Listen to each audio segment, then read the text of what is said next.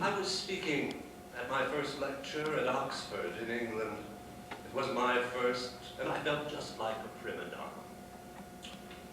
After the lecture, I was asked many questions. Why I felt I was right in doing the kind of writing that I did. I said it was not a question of what I thought, but after all, I had been doing what I was doing for around 20 years. And now, they were coming to my lectures. Of course, this did not mean that they were coming to think that my way was a possible way. It proved nothing. But on the other hand, it did possibly indicate something. They laughed. People were jumping up and down in the auditorium asking so many questions. One man would jump up, ask a question, then sit down. Another man sitting next to him would jump up and ask another question. They did this several times, the two of them jumping up and down, one after the other. Finally, the first man jumped up and said, "You say that everything being the same, everything is always different. How can that be so?" "Consider," I said, "the two of you. You jump up one after the other, that is the same thing. And surely you admit that the two of you are always different." "Touché," he said, and the meeting was over. The next day I returned to Paris. I was asked to stay and be interviewed and generally go on with it, but I felt I'd had enough of glory and excitement. Not that I could ever have enough of glory. After all, no artist needs criticism. He only needs appreciation. If he needs criticism, he is no artist. And now to begin, as if to begin. I was almost going to talk this lecture and not write and read it, because all of the lectures I have written and spoken in America have been printed. And although possibly for you they might even be as if they had not been printed, still there is something about what has been written having been printed that makes it no longer the property of the one who wrote it. And therefore there is no more reason why the writer should say it out loud than anyone else, and so one does not. I do not know how much of my work is familiar to you. I think it would be just as well to tell you a little of it. I once wrote a long book called The Making of Americans. It is a long book, about 1,000 pages. This is a little of what I love and how I write it. It happens very often that a man has it in him, that he does something, that he does many things, that he does it when he's a young man, when he's an old man, when he is an older man. One of such of these of them had a little boy. And this one, the little son, wanted to make a collection of butterflies and beetles. And it was all exciting to him, and it was all arranged then. And then the father said to the son, "You are certain this is not a cruel thing you are wanting to be doing, killing things to make collections of them?" The boy was very disturbed then. And then they talked about it, and more they talked about it. And then at last, the boy was convinced it was a cruel thing, and he said he would not do it.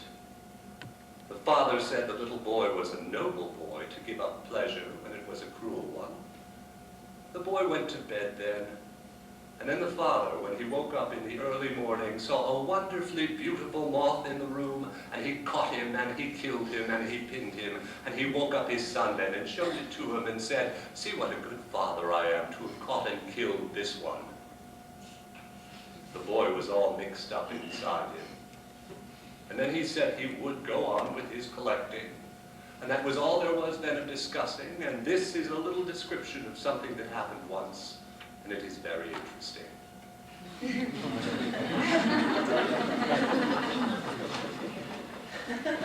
There is the eternal vanity of the mind. One wants to see one's children in the world and have them admired like any fond parent.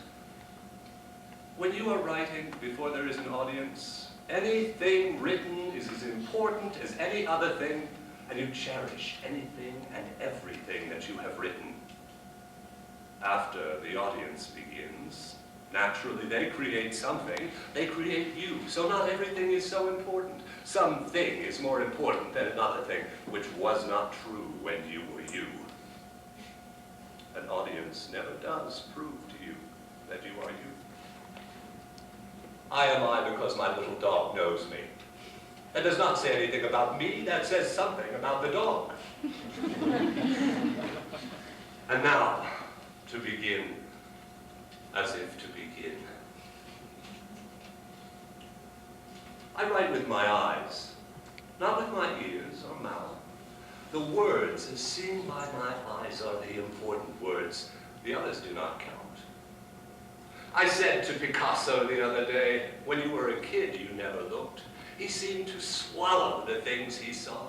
And I said, in recent years, you have been looking. You see too much. It is a mistake for you. And he said in that high, whinnying voice of his, you are quite right. A writer should write with his eyes. A painter paint with his ears or his mouth. He should always paint knowledge he has acquired, not by looking, but by swallowing. I have noticed that in portraits of really great writers, the mouth is always firmly closed.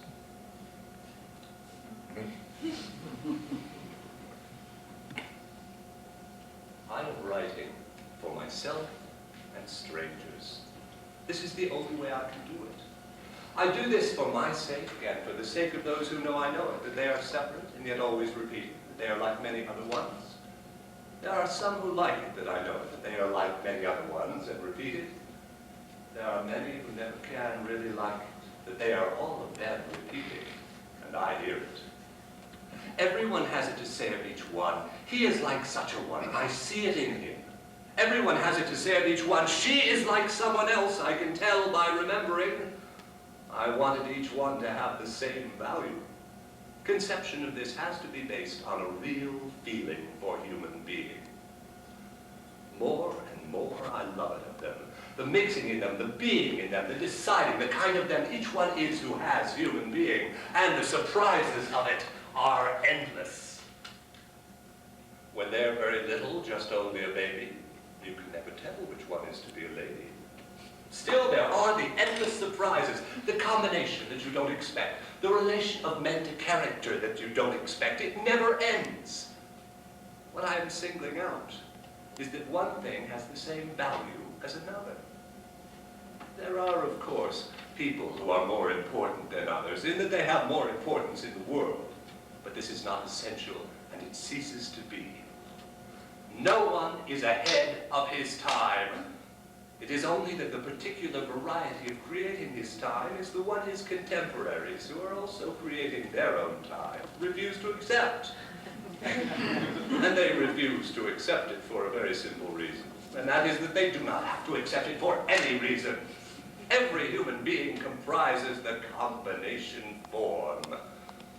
Just as everybody now has the vote, including the women, I think that children should. Because as soon as a child is conscious of itself, that it has to me an existence and has a stake in what happens. From almost a baby on, I always wanted to be historical. I felt just that way about it. It is not easy to carve a name on a tree. When I was around 14, I used to love to say to myself those awful lines of George Eliot, "Let me be one of those immortal something or other," although I knew then how it went, I do not now. And then later, when they used to ask me when I was coming back to America, when I was coming back to America, "Not until I am a lion," I said. I was not completely certain that I would be, but now, here I am. And thank you. Thank you all.